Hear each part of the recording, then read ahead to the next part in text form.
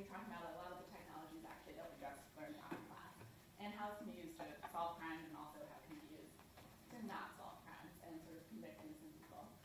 So how is it used in forensics? Well, first you have to have a sample. That could be blood, semen, or saliva, and you have to know what kind of sample it is before you can sequence it. Once you have that sample, you can extract the DNA, amplify it using PCR, and then analyze it on a gel. The pieces that you're looking at on the gel are called STRs, which we're going to talk about in a minute. Once you have those sequences, you're going to compare it to a database. Right now, the FBI has the databases that we use, but they're not as comprehensive as we want them to be.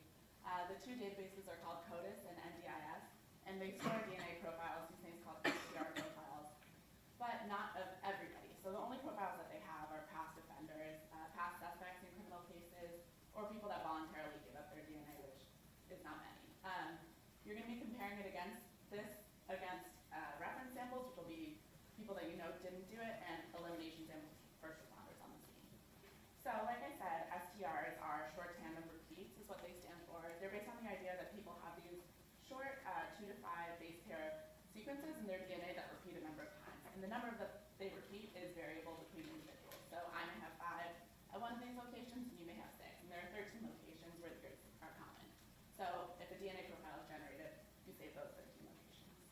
And this has been used before. So the West Memphis 3 were 3 teenagers in 1993 who were convicted of killing 3 children.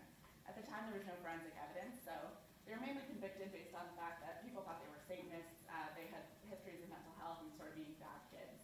One failed a polygraph test, although he had borderline intellectual functioning, and the other confessed after 12 hours of interrogation. So the evidence was not very convincing. But since then, they have used forensic evidence. There was DNA on the scene. There was sperm found on one of the children's paints. And so in 2007, they sequenced that using STR analysis, and they found foreign DNA. It didn't belong to the suspects and it didn't belong to the victims. And so in 2011, after 18 years and 78 days in prison, these 3 men were released as innocent. But they lost pretty much their entire lives in jail. So it helps them, but it can't help everyone. And there are definitely problems with STR. One of which is that you can have something called the drop-in and drop-out effect. So foreign DNA could enter into a sample, and when you're sequencing, those STRs might show up. In the same way, the DNA may be corrected, and an STR that might distinguish one person from another can drop out of the sample. That wouldn't be picked up when you're sequencing it.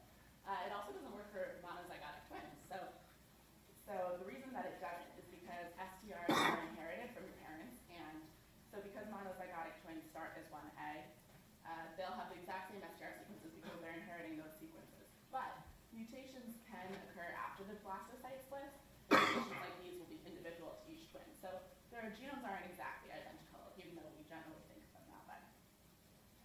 And this has proven to be relevant in criminal cases. So in 2012, 6 women were raped in Marseille, France, and when they ran the STR analysis, they got 2 suspects. These 2 men, Johan and Elvin Gomez, were both in the French database because they both had histories of sexual violence.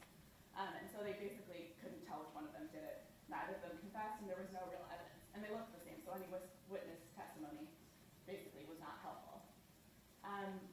They put both of them in jail for 10 months.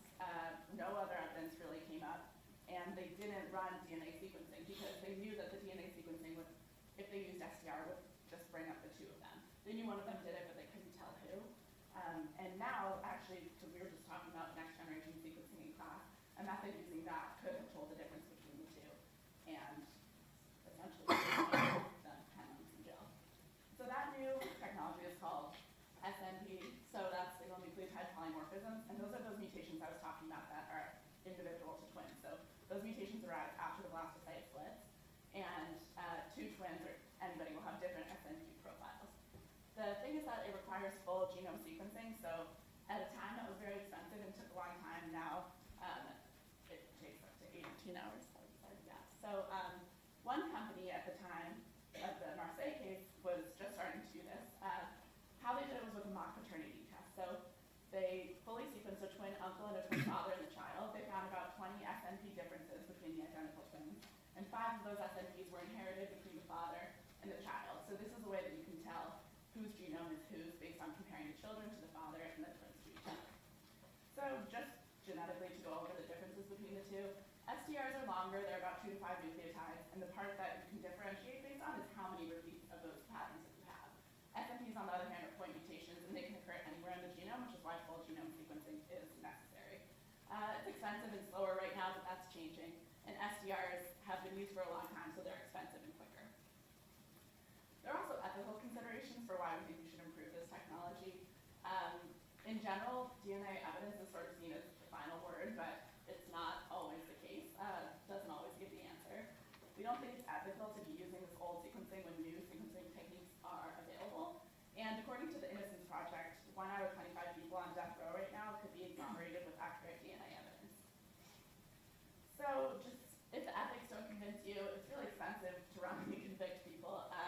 Right now we're spending about $31,000 a year per inmate in America. That's more in states like New York. And so for the White Campus 3, we spent close to $600,000 keeping you innocent out in jail. And for the Marseille twins, that would have been something like $25,000.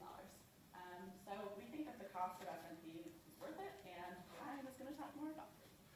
Okay, so we have 3 propositions regarding